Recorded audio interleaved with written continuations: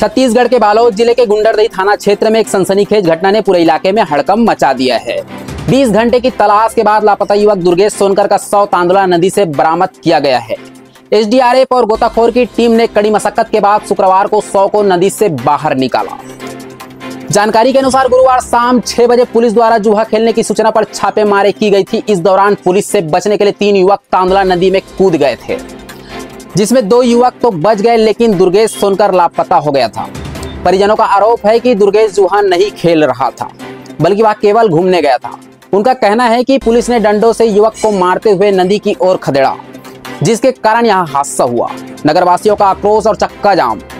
शव मिलने के बाद गुंडरदेही नगर के मुख्य मार्ग पर मृतक के परिजनों और स्थानीय लोगों ने शव को सड़क पर रखकर चक्का जाम किया।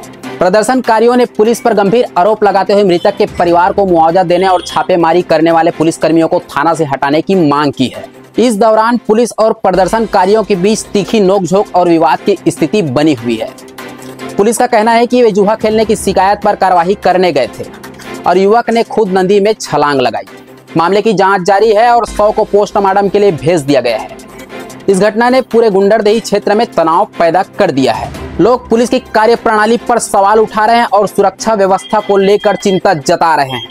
आगे अपडेट के लिए हमारे न्यूज चैनल द छत्तीसगढ़ को सब्सक्राइब कीजिए।